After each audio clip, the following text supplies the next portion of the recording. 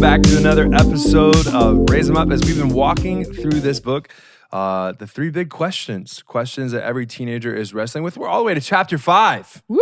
Right? We made it. And I think every week we have a little bit of rotating chairs to figure out who's with us today. Yes. But it's a good thing, right? It is fantastic. life. It's fun to have different voices being able to come to the table. So we have with us familiar voices. We have Melanie, Jayan, and Uma is back with us this week. So good to have you joining us again for a conversation.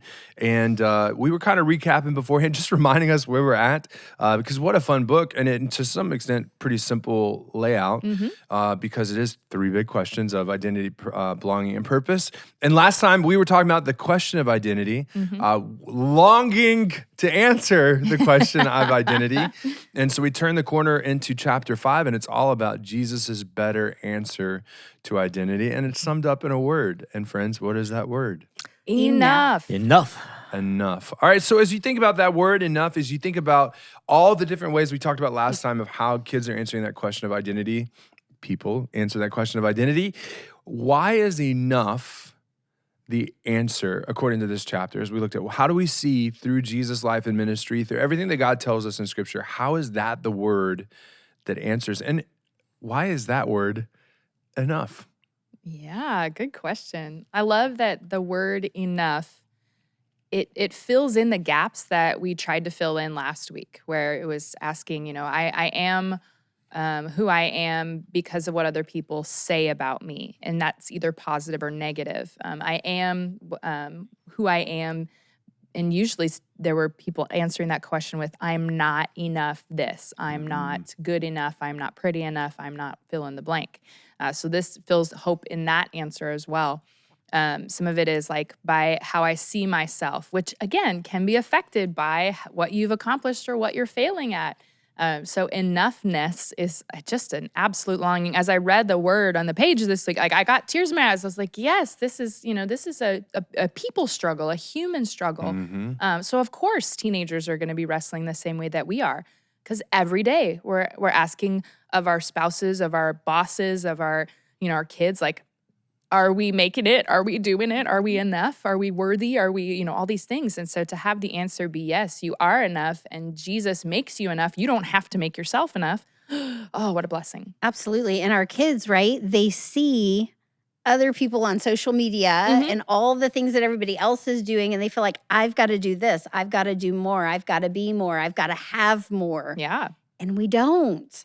And, when we stop and we look and we're like, okay, no, God made you perfect. He made you in his image, and he doesn't make mistakes.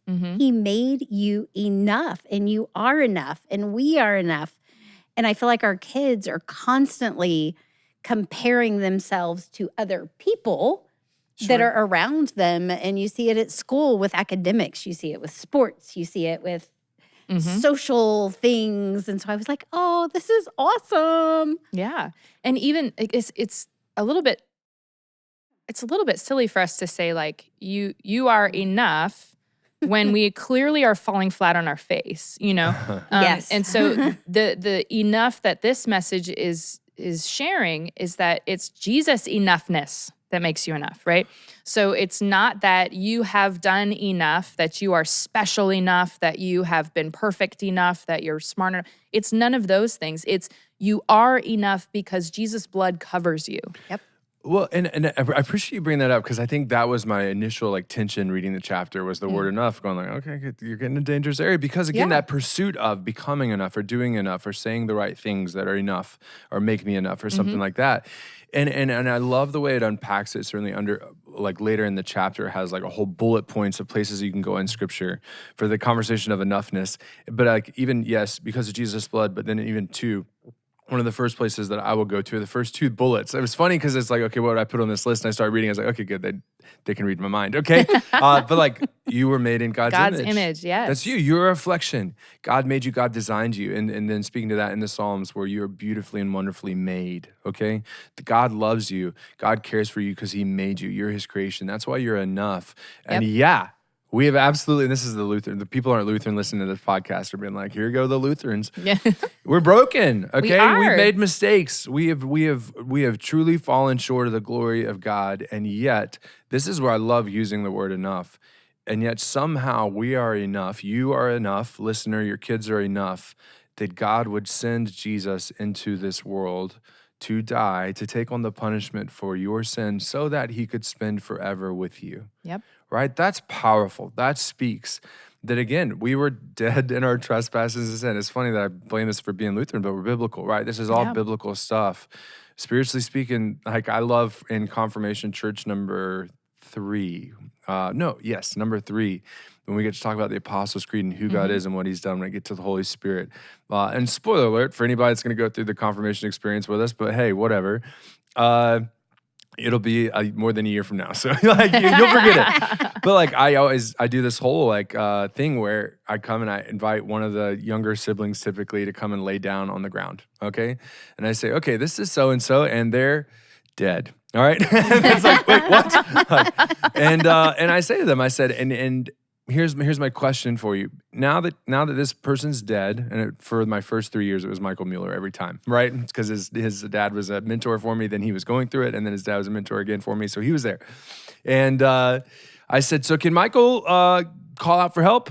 And everybody's like, well, no, he's dead. Well, can he like call 911? Can he ask for all this? Can he say, hey, I would really like to be alive right now? Yeah. And the answer was, well, no. Right? And so then I said, so what does Michael need? All right. And of course, everybody's like, Pastor, I have no idea. You're shocking me by everything you're saying. I was like, he needs the AED machine. So I bring in an AED, right? And I like say, and the AED will bring him back to life. I said, this is how we are spiritually speaking, right? Before Christ, before faith, every single one of us is spiritually dead. We can't cry out for help. We can't do enough. We can't say enough. We can't be good enough or right enough or any of these other things. We need the AED, which then gets a red label of the Holy Spirit, right? To come in on the wings of his word or in baptism to bring us to life, right? And so I really do like this whole question of enoughness. Now, and I had a very interesting, in the last 48 hours, conversation with a colleague. And we were talking about, and I'm going to put the attention over here because it's going to be your future on both sides of the question, Melanie. Okay. You guys have both been through the ringer of teenagers, right? And having young men. Currently being run. And young women, okay? So this conversation of enough, the observation was kind of pointed out just in watching students, things like that, seeing how they react to different things. That there was an exercise that was done that like really impacted the boys, and the girls were kind of like, oh, that's nice, okay? Okay. And part of it was because like in the exercise, the boys hear that they're enough, okay, from their family members, all this other stuff. The girls, hear the same thing. But the observation was made that with girls, like as parenting girls, you spend so much of your time making sure they know that they're enough because you know the messages of the culture and all this other stuff. And so you tell them all the time and all the Meanwhile, with boys, right, and raising men, right, there's a level of we almost refrain from saying that enough, or we challenge, and you got to do better, you got to be a man, you got to sharpen up, all this other stuff. So these boys were so affected by hearing these messages from family members because it's foreign to them almost. Okay, so as raising girls and raising men, right, and raising women, right, they're about to be women, right, that's on the horizon, it's so close. But does this resonate with you? Do you see this playing out? Oh my goodness, yeah, because constantly I'm reminding my daughters that they are not who other people say they are. Or, when you're looking at advertisements and that's not the norm and that's not, you are enough. You are exactly how God made you. Yeah, I'm constantly reinforcing that with my daughters. So I have a bit of a paradigm shift in how I'm going to answer this question because I've been thinking about this since Melanie brought this up. And we live in a world of measurables. We always want to measure our value, whether it's likes, whether it's faves, whether it's viral, whatever, views, stitches. I don't know what's going on right now with Gen Z, but I guess what's a stitch? Did I miss the stitch? I don't know what it's a stitch is. TikTok thing. I was thinking like injuries. I was like, what kind of stitches has that? Okay, sorry. I've never had any. I'll have to learn what this That's another means whole podcast. after the podcast. Okay, got it. Okay. So here's what I think. We have to change the paradigm of the measurement that we're using. Oftentimes I think even as adults, but especially our kiddos, use some sort of grade, right? She's a 7, she's a 10. or whatever. Oh, yeah. We use these different numerical values, right? And we look at the value of ourselves always in comparison with someone, and we fall short because there's always someone better than us in some area. What I've found helpful for me personally and how I've been able to do this ministry is to flip the script and say our value is less than 1 in a scale of 100. What Jesus does is fill it from 1 to 100. So the focus is on Christ and how he's enough, not on me, because the difference between 0.98 and 1 is not a whole lot. So I'm not really comparing around people because I am really falling short. But instead, it's God that fills in that 99. And so for me, visually, what I'm seeing is that if you can change the language of this numericalness and say, God's got 99.9999% enough to cover you, I would say I tend to focus less on my shortcomings. Sure. Yeah. Because ultimately what I'm doing is saying, I'm nothing without you. You are my everything, and goes back to all the verses you talked about. Oh, it's a very biblical perspective. Exactly. Yeah, I am nothing without God, right? And there's a level to which you got to experience that, know what that means. Unfortunately, right? Especially for your kids, right? It's so hard to watch them fall or watch them make mistakes or things like that. But they're living in that world where there's that high expectation. Right. And I'm watching this play out in my youngest son, who has always been in the shadow of his two brothers and having to find his own identity because he's always compared to Avi's brother, Arjun's brother, right? And now he's got high school to himself. This is the first time he gets to experience this chapter of his life without having them physically be there. But also, he's got teachers that don't know his other siblings as well because of the new turnover, right? And so he's trying to figure out his own niche and his own space, and he's trying to be different than Avi and Arjun, but he's using the same measurables. Sure. I somewhat did the same. I mean, I grew up with two brothers, right? And like, I'll just give a very trivial example. Like when it came to favorite Disney movie, I was not allowing myself to have the same favorite Disney movie as my brothers. I totally understand what you mean. Yeah. Even though The Lion King is one of the best movies that Disney has ever made. But because your brother likes it, you can't like it, bro. It's my little brother's favorite. It's not mine. That's not mine. Right? Which is funny now because like I'll claim Hercules and my little brothers will try to say that's his favorite. I was like, no. Growing up, your favorite movie was The Lion King. You can't my favorite change it movie now. was Hercules. You can't change it now. Yeah. So, Yep. but there's that level of, again, and it's this question of identity is what's going on here. Right. But it's that like trying to find the uniqueness of who I am. And playing the comparison game, but I've seen it. Like the girls' comparison game is more on this like not even the surface. It's out there. It's out in the open. It's visible. It's everywhere. Everywhere, all the time. It's on their lips. They're talking about it. There are all these other things. With boys, they're not doing that. They're internalizing so much of that conversation. And again, I want to circle back to some of the things that we talked about in previous podcast episodes of that parent expectation. There is, whether we like it or not, I think there's a lot of unintentional parent expectations placed on kids in general, right? But especially with boys, to be a certain way, behave a certain way, respond a certain way, do certain things, be involved in certain things, all these other things. But again, I think that's also cross genders as well, and just the success piece that we see kind of forced in there. But for girls, there's always the affirmation. Not always, right? I don't want to speak that generally, but for boys in particular, I've seen it in coaching. Well, I've seen it in kids. I think I've talked about it this season on the podcast, where we have new students come to our school, and they're not used to a teacher saying like, you're loved here, you're cared for. And it's the boys that are so lost by that. Like that are so like, what is you like, because it's never said. Right. You get the whole like is it a trope of the whole like the dad saying I'm proud of you moment, right? Of the like, oh, that never happens for guys, things like that. But I could say like from my own experience, right? Last episode I warned everyone not to project. Maybe I'm projecting here. So, but like I remember my dad like was he's very smart, engineer, all this other stuff. We got to have enjoy conversations with my dad once we were seniors in high school and beyond. Right before then, it was very hard for him to communicate with us because he was so smart in math and all this other stuff, or he'd make jokes that we didn't understand because they were so complicated and all this other stuff.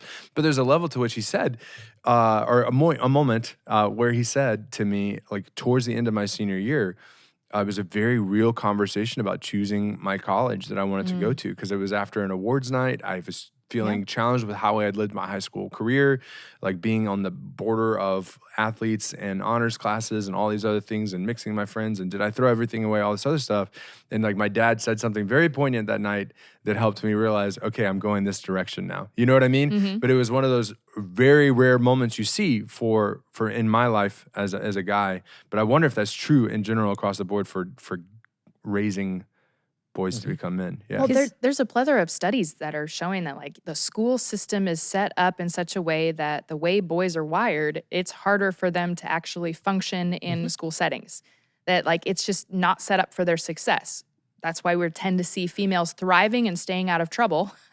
And we tend to see discipline situations and problems happening more prevalently among boys. Right. And so there's systems in place that are affecting the expectations that we place on our students and our kids that are just odd. And there's like I said, there's systems. It's institution wide. It's just kind of bizarre. So we do have to temper our expectations and understand. We may be not even recognizing that we've set unfair, unreasonable expectations, that we're holding different expectations for our sons than our daughters. I love this conversation. I was going to say, I think part of the school system point is it's partly due to the schools are meant for girls. If you look at the way it's structured and its function, a lot of what it is that you have more female involved, especially in primary years, and more women who are part of the process of molding. And so what you're starting to see is that young boys especially don't have that representation. There's not a lot of male presence in the buildings and stuff.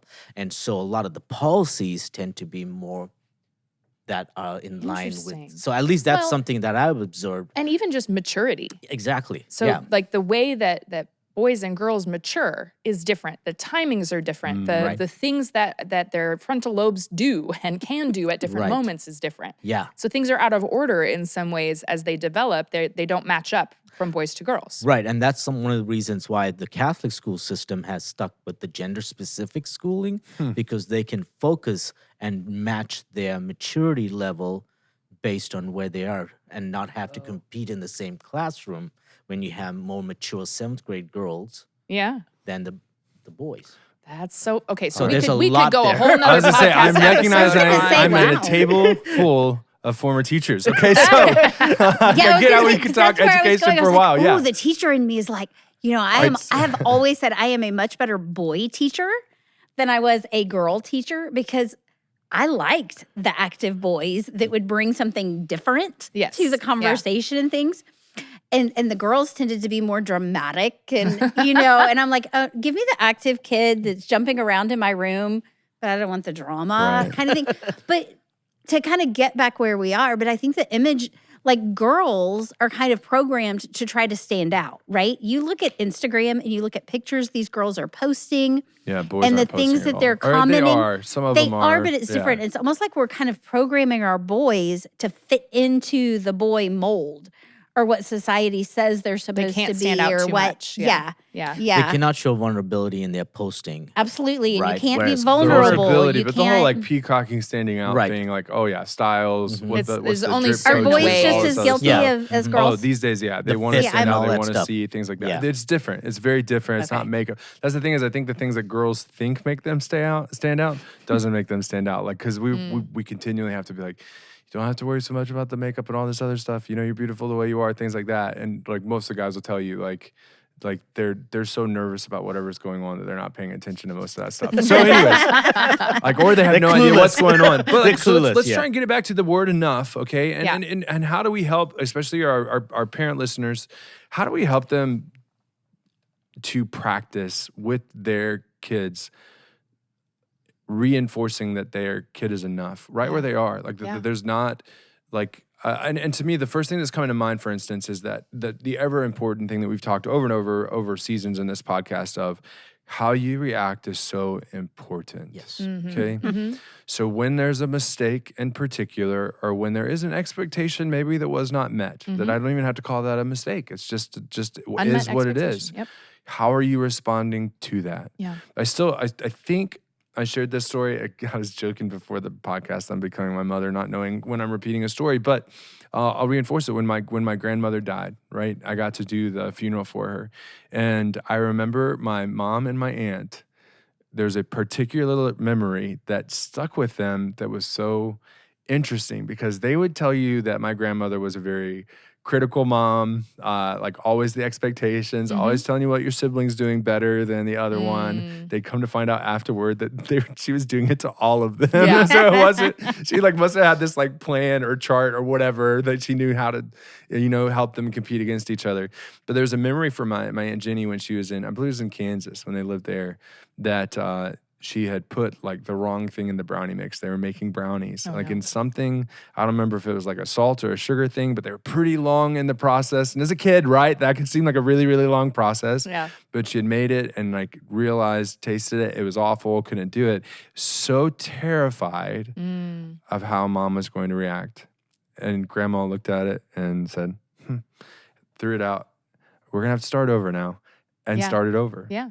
And just that simple reaction was so telling for them in that moment. And parents, as you think about this, that's a really trivial example, making brownies. Yeah, I can get over it, right? Because it's salt or sugar. It's at the end of the day, it's cheap mistake, things like that. Yeah. But any mistake that your kid makes, how are you going to react when they don't get the A?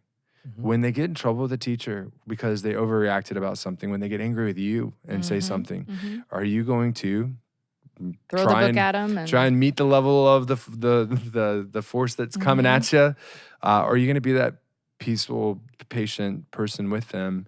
And I go back to so many things that were love and logic, so many things that we've heard from like Kate Turner, who comes to visit often for our school and our parents.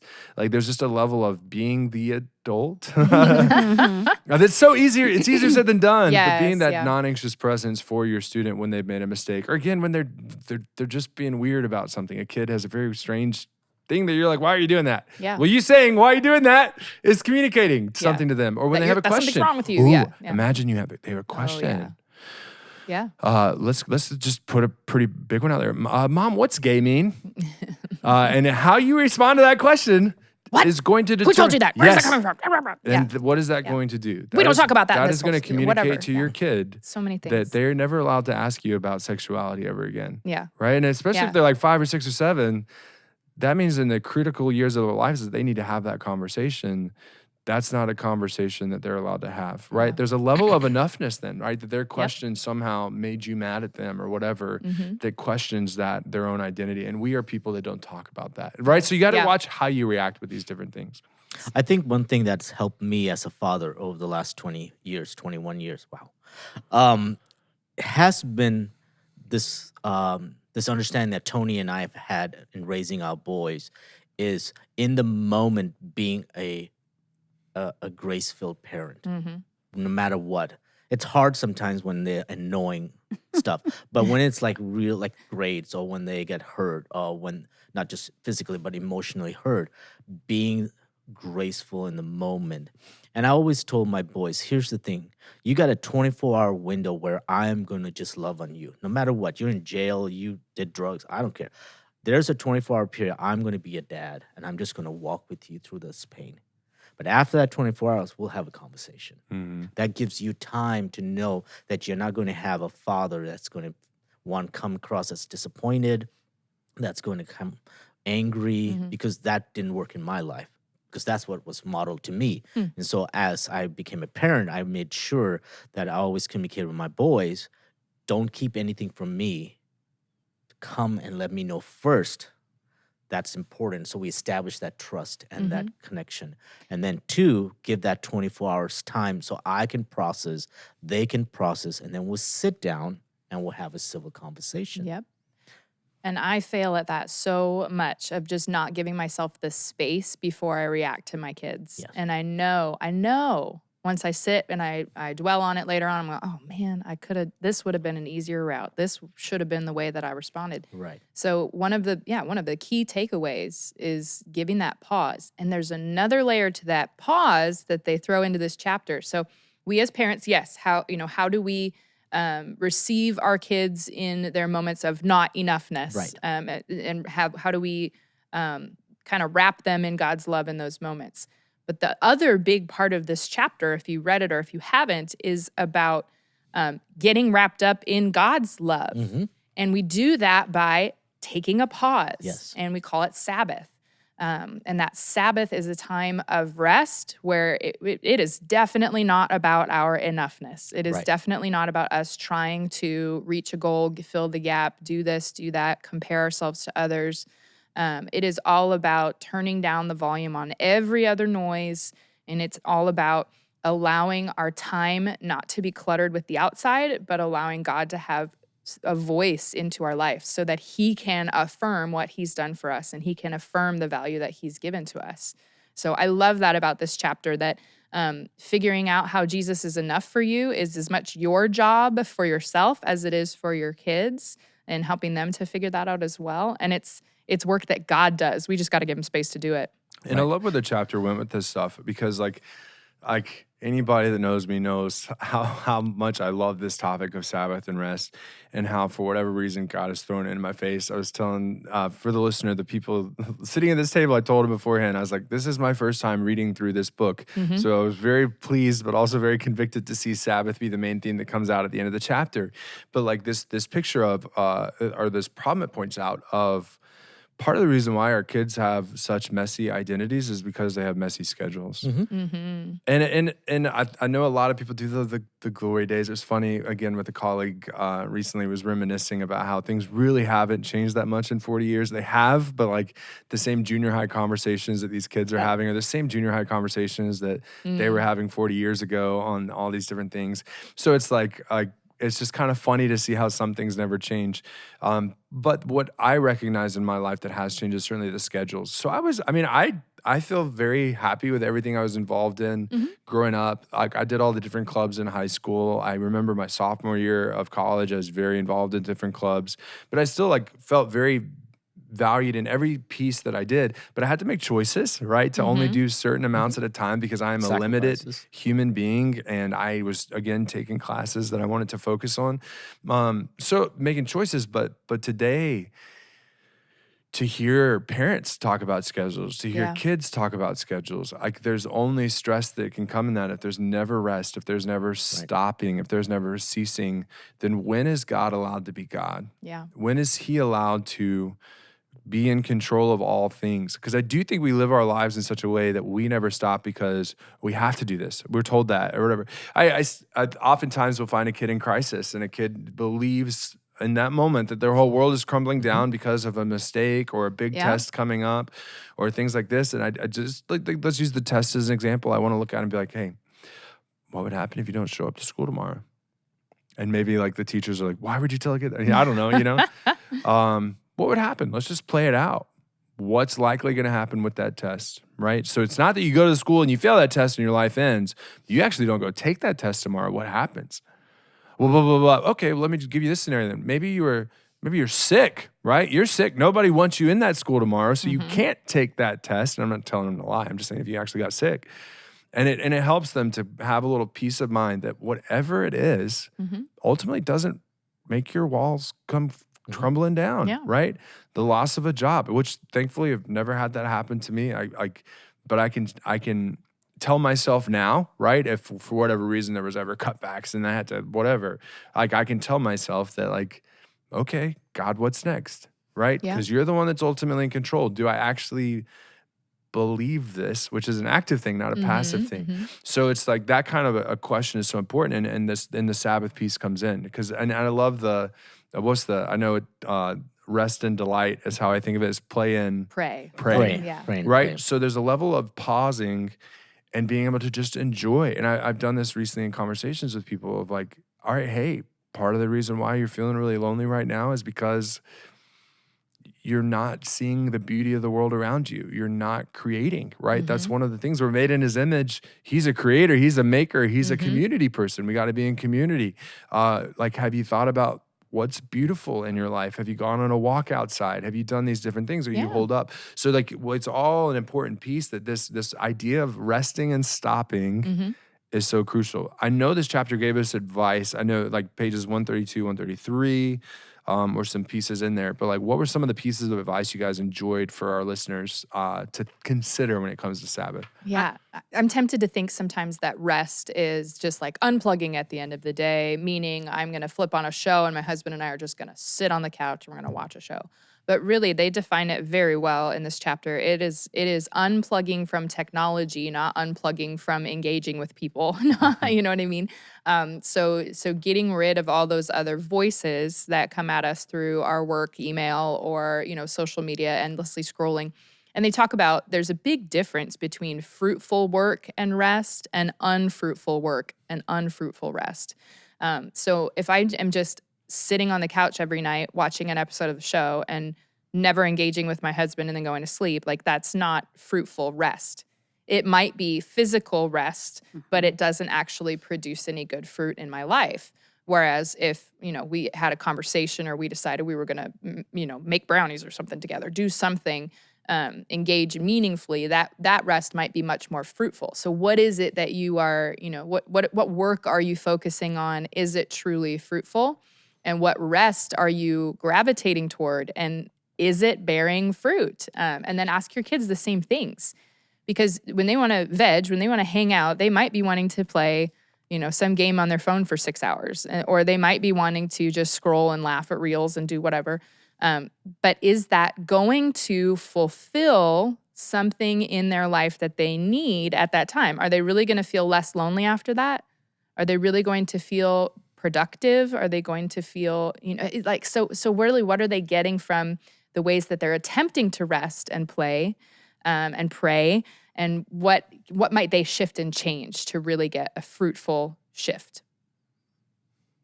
I know you had opened up and found a page. I didn't No, know. I loved whenever we were talking about the Sabbath, and it's got there's a section that's Sabbath connections for beginners. Yes, yes. Right? No, And that's I was kind like, of stuff I wanted this to is dig into. fantastic because Yes. I'm like, me. great, that's me. Is that 132? It's 133. 133. Okay. Yeah, and the first one was talking about how there was one church that said, okay, let's break it down to 2 questions. What are you going to say yes to today? And what are you going to say no to I on the Sabbath? loved that. And I love that they did it with kids first. Yeah. So if you're a student ministry person listening, but again, as a family, ask yourself that question. As a couple, ask yourself that question. What are you going to say yes to? What are you going to say no to? But with a specific purpose in mind, not just saying yes to this because I enjoy this and no to this because I don't want to clean, whatever it was. But the purpose was to get them centering on Jesus, and that their identity is found in Jesus, and that He makes them enough. And so the activities that you're doing, or the things that you're doing, or the rest that you're taking, is bringing that focus back to Him and To His back on enoughness, right? Jesus Yeah. and what He's done, to make you enough. Exactly. That He has made you enough. Well, and to hear Him say that to you, I think that's the other thing is like I often refrain in my ministry to students is just, what voices are you listening to? There's two, I say there's 2 voices you can hear. Those that are from God, those that are God honoring, and those that aren't. Yeah. And so if it doesn't line up with what God says, it's a lie, okay? And that's the only weapon that Satan has against us is lies. I mean, Luther apparently would often call out, the devil is a liar. It was one of his most delightful things that he got to do. But it's that kind of Sabbath allows you to listen to what God has to say about all of it, right? And you're, as enough as you are, such a small piece in the grander picture of everything that God has done, and He invites you to be a part of that grand picture, right? So I love that. And I love the beginner stuff, and I appreciate it that even like one of my the tips that I liked in there was 24 hours is a lot as a beginner. Start with 2 hours. What does 2 hours look like? What does 3 hours look like? And just grow from there, build upon whatever it is so that you can learn what it means to delight and to play and to pray and to give God some attention and some glory in those moments. I found that having taken on the additional, I don't see it as a burden actually, which is weird because I actually have fun. My CMC program and doing grad school while being full-time work and stuff, is that Sabbath becomes that much more important because I have to really dedicate every minute and every moment But one of the things I really enjoy, and then looking at this list of creative things, I love cooking for others, right? Yes, yeah. And so every Saturday, I'm cooking meals and inviting people over just to have meals. Because for me, it's all about the love I pour into the meal because it's something so passionate about my culture, my heritage, my ethnicity. And I just want to share with others, including my own immediate family. And so we're doing this every Saturday meal at my house. And Pastor Lee came over a couple weeks ago, and it was just, to me, that's so restful as opposed to the typical meal I will prepare when Tony and I trying to figure out, okay, we got soccer practice, we got soccer game, And we got 15 minutes, That's go. totally Yeah. different Yeah. because it's like, I don't want to cook then. I have no interest then Yep. because I'm tired and exhausted, and so is she. And I'm like, okay, let's get fast food. But when there's the Sabbath and I can sit there and I'm already planning, like, this is what I'm going to get. I'm going to go this store. I'm going to go this store. I want to get fresh. And it's just that I feel joy. And all along the way, there's true rest in my soul. That's what I recognize is that as I sit and watch others eat my food, it's not so much for me as my own consumption. It's watching others consume that, right? And I think that's so biblical as we Sabbath. We tend to think of it as a hermit experience when it's actually about experiencing with his people and those who he put in your life. Yeah, and the community piece, they get to that. I really appreciate that. But I was actually going to flip it for a second before we get to, there's some of us who live lives like hermits because we're single, right? So like I was thinking of like my grow group, right? And one of the pieces, and I do think I'm going to offer this because we have dipped into adults a little bit, but for families, right? So this idea of cooking or being creative in that way. I know in the pandemic, like my sister and I are both like, there's 4 of us and only one of us is married, right? Siblings wise.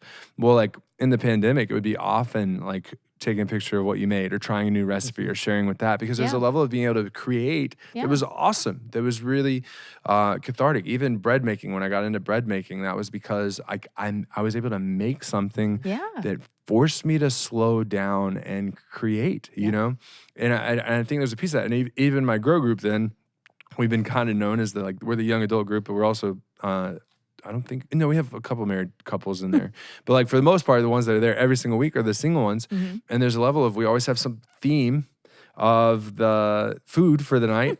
And like, it's fun to see what other people created and made. And even I brought up the whole, I need to get back into trying a new recipe a week or something like that to bring a little bit more delight into the week. And it was funny, one of the other members said that they really need to do it with people. Like that was her comment, was like she loves making food, but like when there's people to do it with or something like that. And I know my sister enjoys a couple that kind of has like adopted extended family, whatever you want to call it. They'll have routine Sunday night dinners where, hey, this is what we're making tonight, you know? So that joy of creating, which is rest, and then maybe cooking. Some people are like, oh gosh, that's not my terrible. thing. Yeah, it's not for everyone. And that's okay. Maybe it's a board game. Which is funny because like the or, very orthodox perspective of Sabbath would be don't cook anything. you shouldn't do any work. But there's a level of the delight. That's the piece that comes into play. And I think there's a cultural nuance too, because if you think about food and culture, you see that in American culture, because we're in such a go pace, our food tend to be very shortly. Sure, yes. Whereas in my culture, my mom gets up at 10. I mean, she starts lunch at 10 a.m. It's not done till 12:30. She's spending 2.5 hours cooking.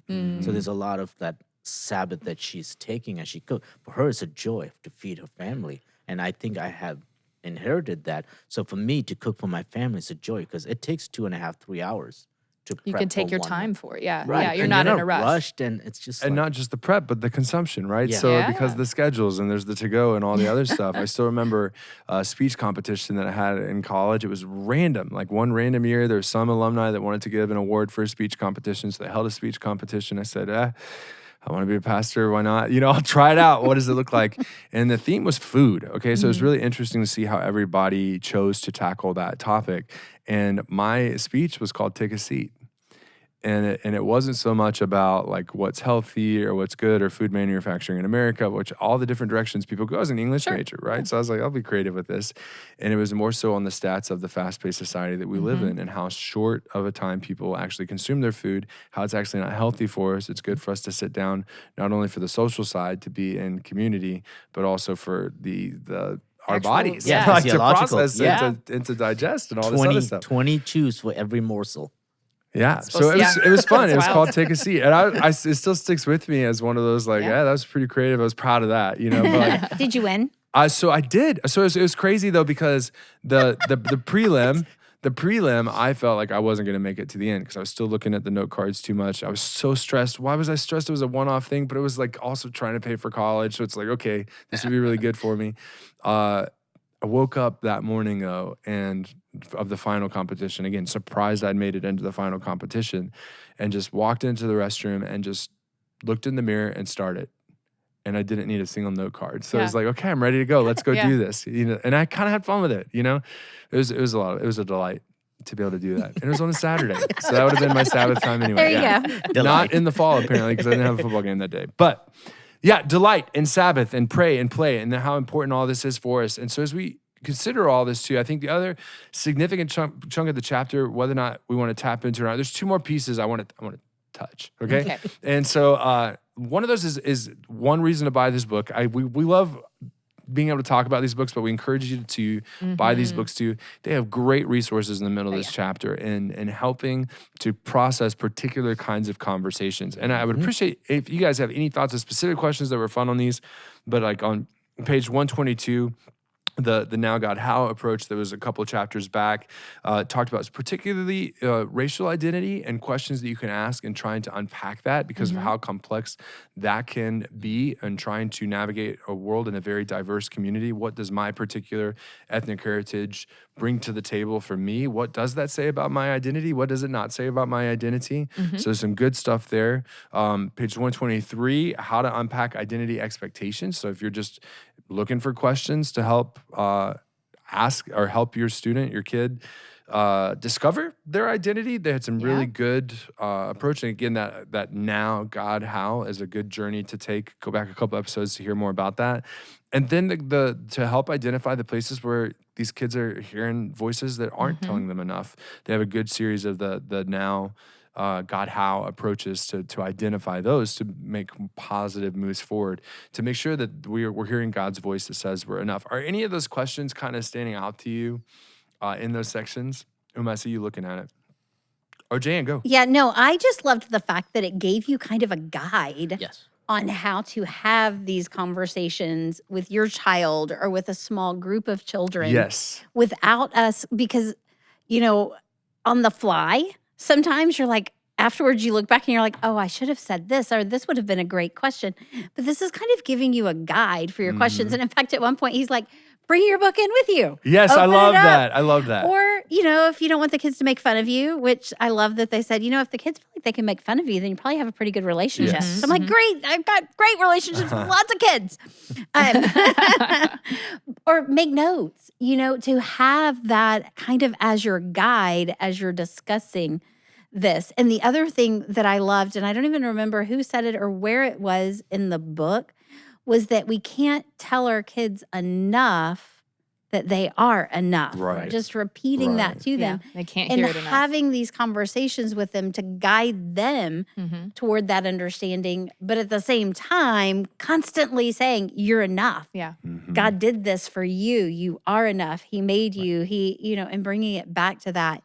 But that these questions kind of help you in those conversations to guide them to that realization. And context matters so much in this particular, and that's why for me personally, this has a little bit more when we talk about racial and cultural identity and stuff, because as a person of color and that word enough, especially if you talk about in certain minority communities and marginalized communities, that is something that is a huge in that space. I highly encourage, again, to have authentic conversations with people BIPOC community when it comes to racial and cultural identity. I think one of the things we tend to do is pick up on whatever is on the news and make our ideas based on that Yeah. without actually engaging with someone of another ethnicity, another culture, another race, and not making it is a tense conversation, Right. but rather be willing to listen. Mhm. I bet. think and if you don't know what BIPOC is, it's Black, Indigenous, people of color, and this is just a terminology that's currently used to identify folks who are not part of the mainstream Anglo community, and terms are constantly being used these Mhm. days. So be careful as you have these conversations. They're tough conversations to navigate. Understand when you do talk to someone of a minority group, there is some woundings and some Mhm. scars that they are carrying that may trigger some responses, and to have grace in those conversations. Mhm. And I personally love having conversations with being married to an Anglo person, having biracial kiddos. That's a conversation we have a lot in our Mhm. families, especially as young men, and how they are viewed and by culture and the spaces they walk in, and having to have conversations with my sons in regards to their safety with interaction with certain aspects of communities, and all those tough conversations which are a little different than maybe in another home setting. Mhm. And so please, I highly encourage to have those conversations and not assume. Mhm. uh, Mhm. and likewise, if you're a person of color, if you're a minority group, um, to have the courage Yeah. to call out what you see. You bet. Because I think at times we've been told that our voices don't matter, the whole enough thing, right? And Jesus gives us a voice, Mhm. and he gives us a platform to express that. And which one of the things I am so grateful and thankful for my role here at Trinity is to bring a certain perspective um, that's different and unique, as being an immigrant, as being a person of color, as being from totally different planet, almost it seems, but also having grown up in Sri Lanka and Mhm. living in that environment, growing up in Africa, living in that environment, growing up as a Hindu, so that my life has given me a pretty rich um, experiences, Mhm. and being a victim of war and all the other stuff. And some of y'all know my story a lot more than others, and so but none of that truly defines me. My identity is still in Christ, Yeah. and that's the beauty of it. Like ultimately, we're together here because of that. And that's why I appreciate those. I mean, there's 7 questions there in that section about racial identity. And what I appreciated is because I think I'll start with this. I still remember very vividly one of my first conversations with my student leaders in the fall of when I first got here. So fall of 2016. Mhm. And I'd gotten invited over to Concordia to do chapel. And I kind of said, oh, what a great opportunity. My student leaders are meeting with me. And I looked at a bunch of juniors and seniors. That's how it goes as you're starting out. And you look at them and I said, all right, I'm doing chapel. What do I need to know? And they're like, well, whatever you do, don't do the same message that we always get. And I said, well, what's the same message that you always get? And like in unison, our identity is rooted in Christ alone, right? It was a refrain that they knew. And I was sitting there going, okay, well, that's kind of the direction we want to go. Yeah, like it was that's a good the theme thing. for the year. And Yeah. so I think what I appreciate about those questions is it helps you unpack what that means. Yeah. Okay. So all of a sudden it's like, okay, like especially you, Amo, so many diverse backgrounds and experiences, so many different pieces you bring to the table. I appreciate what some of those questions do of asking, what do I have that others don't have now? Because of my background, because of my identity, because of my community, because of my history. Like, so there's a way in which like coming to learn your own identity as a gift, no matter what experience it is, because you have a perspective that is not shared by anybody else in the whole room. And that's what I really appreciate about, especially those 7 questions, but every single one of those sections, it helps the student to see a little more. I keep saying student, it helps your kid. It helps your son or your daughter see life through that lens of God has given me a very unique identity, okay? And it's an identity renewed in what Christ has done. Amen. Yeah. And yeah, absolutely the enough piece, particularly, is solely because of what God has done in his creation and his redemption and sanctification. Yeah, which is fancy words to say God's with you and he goes before you and behind you and he loves you. Okay. You betcha. I like that in each of these, it kind of says like, okay, if we're going to talk about unmet expectations and how those influence our identity, or we're going to talk about culture and ethnicity and how that shapes our identity, it gives you that now, God, how format. Mm-hmm. So, okay, tell me about how you think your racial identity plays into your overall identity. Like, how has it affected your life up to this point? And then it kind of moves into this, like, what role do you think your race has on your faith in God? Like how have the two shaped each other? And then how do you wish it might be different? Like just the movement. So you're not coming to the table as a preacher, a teacher, this is what you should start thinking. I love that it's questions. Yes. It's questions which force you to listen, which is what we keep saying is our job, right? We ask the questions, we listen. And so I love that, it's these different topics that you can dig into. And you don't really have to have the answers. You are just exploring with your kid what is going on in their world and how might they allow God to have a voice in that and what can they cling to in Scripture. And then you can come in and say, yeah, absolutely, here's what we've got. Here's what we can do together to reinforce this truth about who we are in Christ. So I just love that it's questions. It's not, here's what you need to say. Right. Yeah. Here's the right answer to the question of identity. When they say this, you answer that. No. But it gives the kids an opportunity to talk to you and for you to listen, which we keep talking about that conversation piece, right? But then it also gives us a chance to practice that. Let's not react immediately because there may be something that they respond that is not in our realm of expectations. Right. And they need to be able to express and to say things that maybe are going to scare us because we're like, wait, no, what? Yeah. I think that's a great insight. Absolutely. Because I think that as parents, sometimes we're fearful of the worst, right?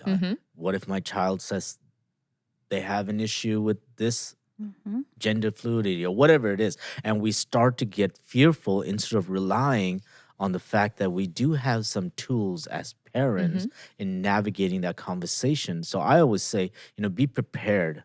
Like as a youth person working with mission trips, I'm always over prepared. I think of the worst case scenarios because if I'm prepared for that, then the little stuff doesn't bother me because I'm expecting this to go bad. So I think if we can think of the worst case, maybe it's not a great for everyone, but for me it works. Think about all the questions that you are dreading and be prepared for that as much as you can. Then you are surprised pleasantly when that question never comes up. Yeah. And I'll go back to a conversation we had in Sticky Faith, the illustration that I had from an elementary school student telling me what has worked for them in the past of holding out your hand, right? And asking yourself the question, what all is in my control? I'm going to place everything I know is in my control in my hand. Or if you want to trace the hand, as this elementary school student had been asked to do, and write it, you can write down everything that's in your control. And then you can think about everything that's not. Out of your control, right? Yeah.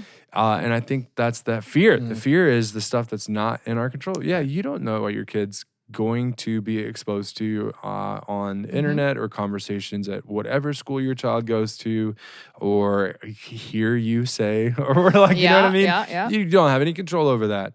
But you know who does? God. He's ultimately in control of all those things. That's one of those tools. And speaking of tools, I guess one tool that I would throw into the hands of parents right now is, how do I even start that conversation? So there's a level, you walk in with 3 big questions and say, all right, we need to talk. Some of you, that's going to work. Some of you guys, it's not going to work. But maybe just as you're driving in the car, right? Great place to have a conversation. Being able to say to your son or daughter who God has entrusted to you parent, for a short time, in the grand scheme of eternity, I'd really like to talk about how you see yourself. Right, I've been listening to this podcast from church and from this church in Texas. Some people might not go here, and I'm learning that's a really important question for people to ask, is like who they understand themselves to be, what their identity is. And I have some questions. I just want to hear from you. I just want to listen to you. But I'll leave it to you. When you let me know when you think would be a good time to have that conversation. If I don't hear from you, check in a back, couple yeah. of days, I'll ask you again when that's going to be. And then again, put that time frame in there, right? That's Yeah. so important. I'd like to have it this month, or I'd love to have it this week, right? Saying something like that. Yeah. So that you can put that expectation on there. And again, your kid very well, if they're a moody teenager, I don't want to do that. I don't want to have that conversation. Tell me more about that. Why do you not want to have the conversation? Like, ask a question. But it's like, well, and being able to say, well, I think this is an important conversation for us to have, and I'm recognizing God's put you in my life for a short time, and I want to be able to do my job that God's called me to listen to you and help you. Yeah. So I think that's some tools I'd place into the hands of our parents. And speaking of those, the other piece of this chapter that it's easy to gloss over as you're reading because it's a big gray box in the middle of the chapter, which means it's optional to read. They did another great job. Earlier, another chapter, they talked about mental health. Pages 128, 129 were about mental health, and I just thought it was so valuable what they place on these pages for anybody that walks alongside of young people, but especially parents. So the bolded questions, and then like we can generalize talking about them, but how can I tell when a young person is dealing with a greater than normal stress or anxiety? Okay. So how do I actually know? Because I think there's a piece at play where parents don't see it sometimes. They don't recognize it. Maybe it's because their own pace, the own stress that they have in their lives. But even the bullets here, anything more intense or pronounced than usual for a young person, for example, more or less sleeping or eating or mood swings. Okay. Again, anything that's more intense or pronounced. Anything abnormal from the routine. Signs that they're having more trouble managing their emotions, okay? And sometimes that's growing up, absolutely. Yeah. Absolutely. Sometimes that's just growing up learning it, but that's something to watch. Struggles dealing with the task of everyday life, like homework or chores, or you're noticing remembering things for school is getting tougher and tougher and tougher. Unhealthy coping strategies, such as use of drugs or alcohol or self-harm, and if you're worried, right, at all, they give you next steps. It says, if you're worried, trust your gut and follow the next steps. And the next question, yay, next question. Once I realize that a young person is dealing with a mental health struggle, what should I do? And it has A, B, C, D, and E, right? So it's easy if you know your alphabet. A, B, C, D, E. Ask, okay? First thing, just ask them. Scale of 1 to 10. How would they rate their stress or anxiety? 1 being not anxious, 10 being this is the worst anxiety I've ever felt. And they even say anything between 1 and 3 is normal, right? Anything between or up to 4 and 5 is handleable. Handleable. What a fun name. Anything at 6 and above, though, you might want to reach out for some extra help, right? If you're a kid, so just asking the question, that's a really good first step. B is breathe. Okay, relax. It's okay. God is in control. Encourage them to breathe. Right? They need to breathe. You need to breathe. Heart rates, things like that. You can't. It's funny. It's the snow globe. I've used that in a few places since we've had the conversation. You got to get the snow globe, the glitter to slow down before you get them to talk. That was from a previous chapter in this book. Center on a core truth or a phrase. And I love that Kara points out her family's phrase is Emmanuel, God is with us. It's a family mantra, right? So some sort of phrase that you can reiterate. That'd be fun for us to discover one for Trinity if we had something we felt was helpful. 4th, develop a team. Help the student develop a team. Who else is in your life that can talk about these things? And then empower, right? And so at the very least, I just wanted to give parents A and B. So ask and then breathe, okay? Yep. And then if you're feeling lost, reach out for help. And I think that's true. As we talked about Sabbath, it's been fun now that we're in. We're recording season 3. Season 2 has been releasing. So again, not giving full timelines away or anything like that, but it's been fun to see people finally reach out. Oh yeah. And so it's mostly in conversations. Nobody, we're not getting too much traction in email. You can still email us or respond to us on Facebook and things like that. But it's more so the other questions. So I would say anybody listening right now, especially if you made it this far listening to us in this episode, particularly when it came to Sabbath, if you want to help, come ask. Ask us. See us. If you find us, email us, whatever it is.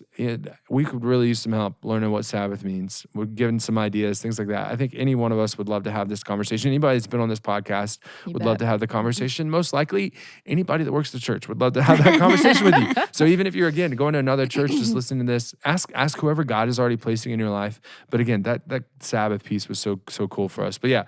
And then it also points out the other bolded questions here. Is there a specific resource or hotline? Yes. National Suicide Prevention Lifeline, 1-800-273-TALK, or Suicide Prevention Lifeline.org. And then where can I get more ideas? Fuller Youth Institute's great at Faith in an Anxious World, so many different pieces. The youth leaders out there, if you have not done Faith in an Anxious World series, do it. That was a really beneficial series. Great resources that come with it. I love everything that they're doing. But I wanted to make sure we touched that because it was a really cool, important box for especially the question of identity and stress. And I just love that they're promoting the conversation about mental health and things like that. This is so critical for us. But I think at the end of the day, the summary words I'll give for this chapter, number 1 is enough. Right? Because of God, you are enough. Your kids are enough. Your students are enough. The young people, the people in your life are enough. And we see that in Jesus. Ultimately, the good news that he has for us.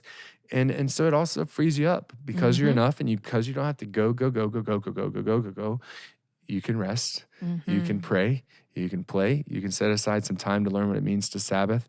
And with those 2 words of Sabbath and enough, I think we have a summary of the identity answer. And so we're going to turn the page into the next chapter, the next part of the book, which is about the question of belonging, starting with chapter 6. So that's the next big question. Again, we'd love for anybody to engage with us and questions, whether that's offline or online, by emailing us at raiseemup@trinityklein.org. That's RAISEEMUP at Trinity, TRINITYKLEIN.org. You just love the spelling. It's also it feels like there's a jingle that should go on. You just have way too much fun doing it. I do. I have a lot of fun with it. Or you can find us on Facebook, Raise 'Em Up Podcast. Make sure you put that word podcast in there. And share. If you enjoyed this at all, if you think it'd be helpful for anybody, please feel free to share it. And we'll see you next time.